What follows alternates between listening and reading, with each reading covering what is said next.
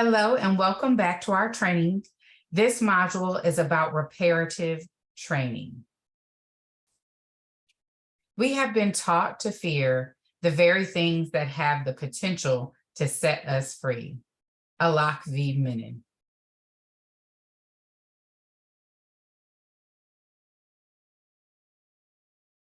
Our agenda will be going over objectives for this module, understanding invisibility syndrome, learning more about white supremacy culture in relation to the applicant review process, and anti-racism.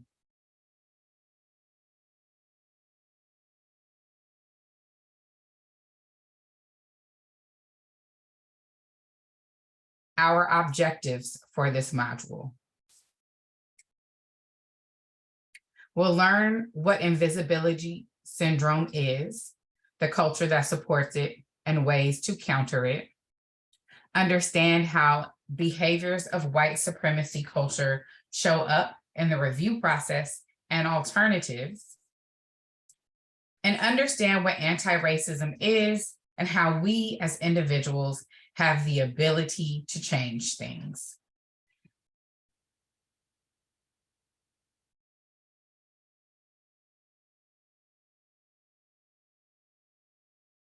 Invisibility syndrome, a definition and how it relates to the review process.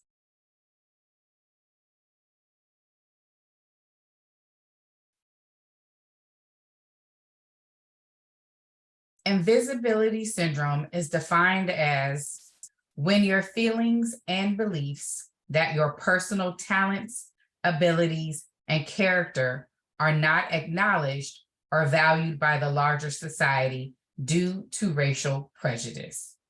And these are two sample articles that you can look into to learn more about invisibility syndrome.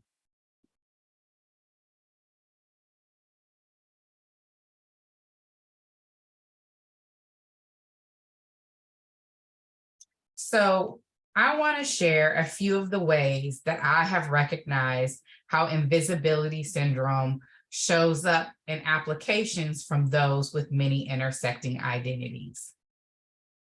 First, often I will see people write in a form of storytelling rather than a traditional essay. And your traditional essay format is kind of that thesis, supporting content, conclusion, right? And usually what you'll see people do is they will kind of tell their story more of in a very descriptive manner, creative manner, that might share the information you're looking for, but it's not in the traditional essay format. And so sometimes when we see that, it can be a little off-putting and impact decision-making when it comes to whether or not one believes an applicant is qualified to come into a fellowship. The next is personal skills and preparation for the fellowship, which are described through a direct connection to a person, like a loved one, or a personal experience, caretaking, or a place where they have lived, or if they have had certain experiences in the hospital settings or in public health settings, such as being a COVID contact tracer. Those things have shaped their sense of self. In a more traditional essay format, what you usually see applicants share is they will tell you why they're interested in this program, how they're prepared for this program, how this program will prepare them for their field and where they plan to go in their career. But oftentimes what you'll see from individuals that are underrepresented or have intersecting identities is they will tell you that same information, but in relation to someone else. So a lot of humility is built in with them not talking directly about themselves, but more about a loved one and how they then transfer those characteristics to that loved one, that experience, or that caretaking. And the last piece is sharing more about their journey to applying to the fellowship rather than highlighting their academic or public health successes. So often you will see students who are underrepresented or have intersecting identities. When they write their essays, they will tell you, I came from here, I began here, this is what I've learned in public health school, and this is where I want to go because this is why it's important to me. Not necessarily, again, outlining those more succinct things that traditionally you would be looking for in terms of why are you interested in this fellowship? How will it prepare you? How are you prepared for it? What will you gain from it? And how will that prepare you for your career later on? And so these are just some of the ways I like to highlight and demonstrate that often when you have underrepresented identities or and folks with intersecting identities, you might often see one or all of these show up in a writing statement.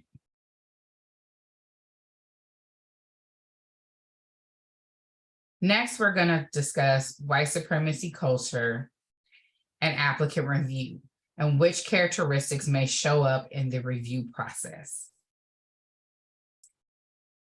So characteristics of white supremacy culture is essentially an article that you can find online, and it's written by Tema Okun from the dismantlingracism.org website. And it is a most fabulous tool and reference to use.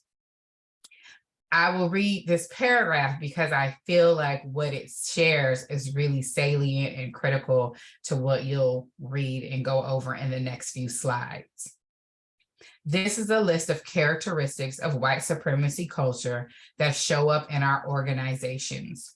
Culture is powerful precisely because it is so present, and at the same time, so very difficult to name or identify.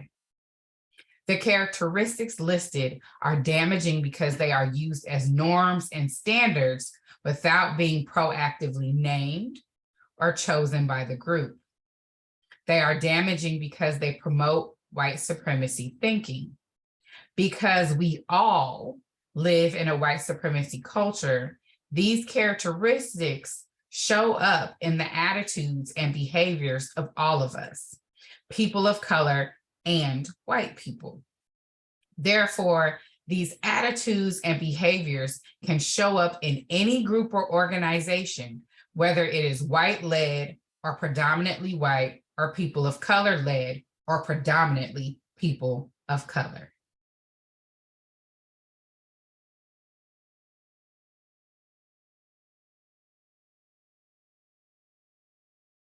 So there are 4 characteristics of white supremacy culture that I have seen come up often in fellowship review applications or applicant reviews in general. Again, I have over 20 years of experience in application review. The majority of my higher education career was being an admission counselor, admission assistant director of admission, and then as part of my diversity work was still doing admission work specifically for underrepresented students. And oftentimes I was confronted with working with academic divisions and departments, fellowship programs, even HRSA, managing HRSA grants around these areas and characteristics. So perfectionism. We all have experienced perfectionism, and it lives in us, especially when it comes to the field of public health and the data and the work that we put out there. It is most common to point out either how the person or work is inadequate, little time, energy, or money are put into reflection or identifying lessons learned. And there are other content that you can review. Quantity over quality. Things that can be measured are more highly valued than things that cannot. For example, numbers of people attending a meeting, newsletter circulation, money spent are valued more than the quality of relationships, democratic decision-making, ability to constructively deal with conflict, etc. This piece that just stated quality of relationships, That comes up when we're looking at letters of reference that the applicants have submitted. Worship of the written word. The organization does not value other ways in which information gets shared. Those with strong documentation and writing skills are more highly valued. This is really important for 2023 because a lot of information is disseminated via social media and usually in short bursts and short and like 1 minute reads or 5 minute, 3 minute reads at the longest. And so how does one convey information concisely and well in that short amount versus these longer platforms of articles or things printed in the media and different kinds of publishing? Those are things we have to think about when we're going through these processes. And for example, reading sample work that a fellowship candidate has submitted. Progress is bigger or more. Where it's observed in how we define success. Success is always bigger and more.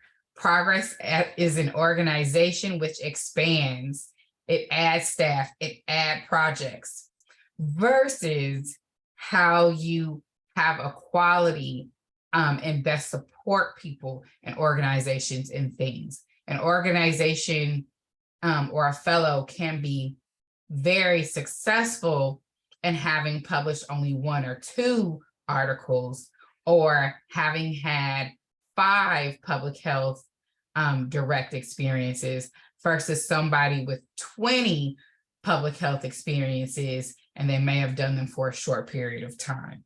So these are things we have to look at, and that might come up and emerge as we're reading candidate or applicant files.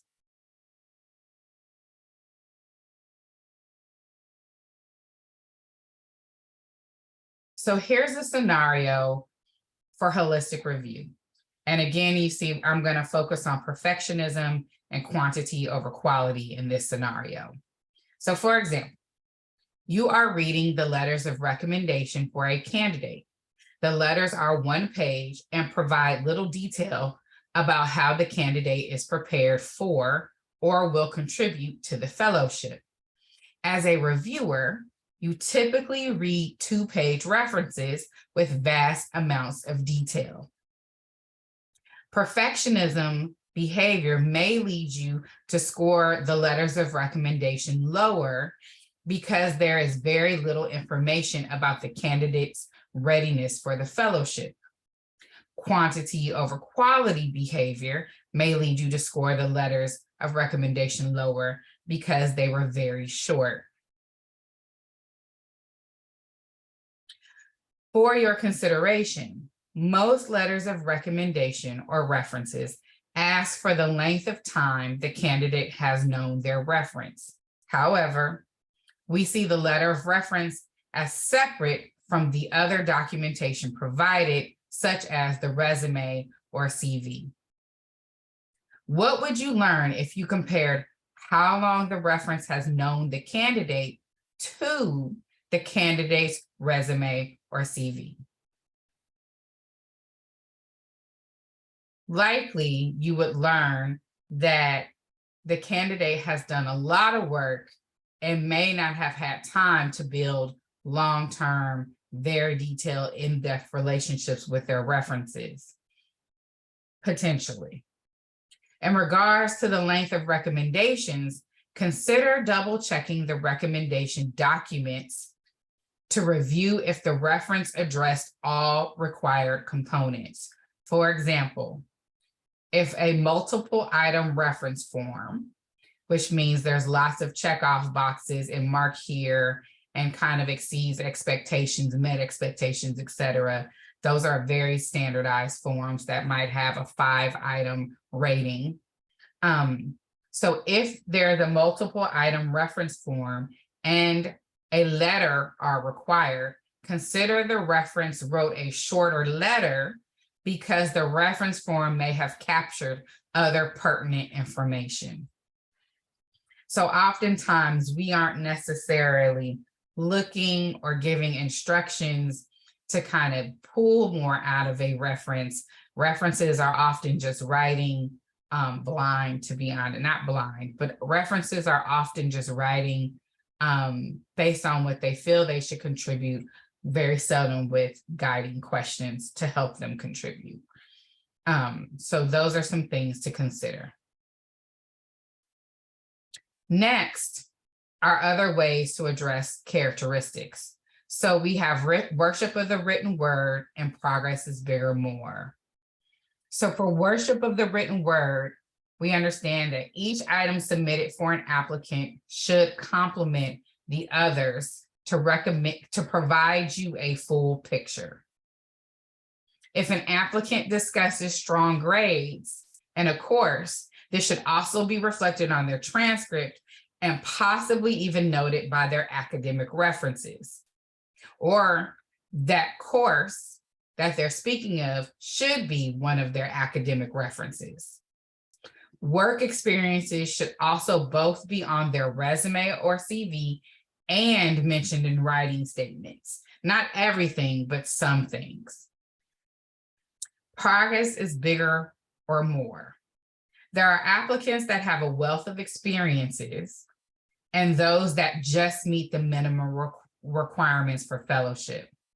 Take time to review each document carefully. Perform a reality check on implicit biases that may surface and deepen your awareness on the particular behavior that you believe is leading your decision-making. So in this situation, there are applicants who will provide a writing sample of an article they have done, their resume or CV, writing statements, their letters of references, and there's like this very abundance of information. Whereas some people, if you have the letters of recommendation and you require 2, they'll have 2. They will have just the writing statements and may not submit an article for you to review. And so what you want to look at in those applicants is the content of that information, not necessarily comparing how much they've submitted or how much they have done. You want to look at the content and the depth of what they've gained and insights from those experiences that they have shared with you.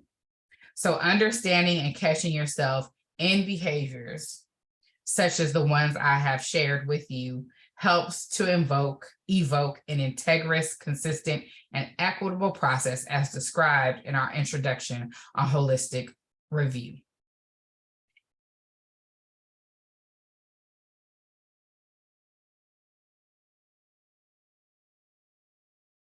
And so our last section is anti-racism, and we'll define it and talk about actively making a change.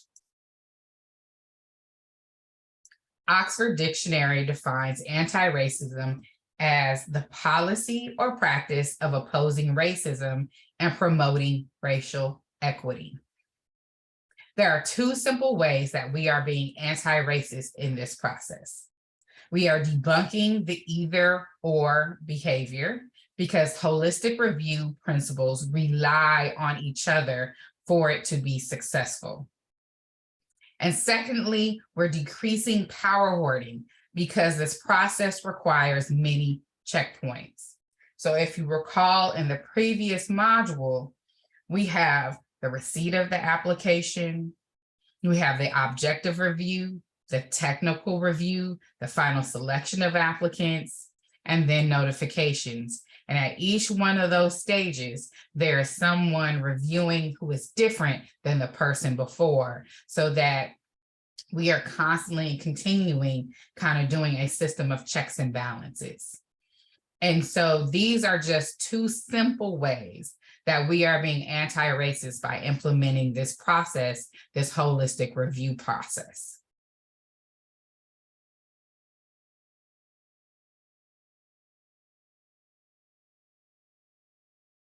Our next module that you will experience will be all about the objective review.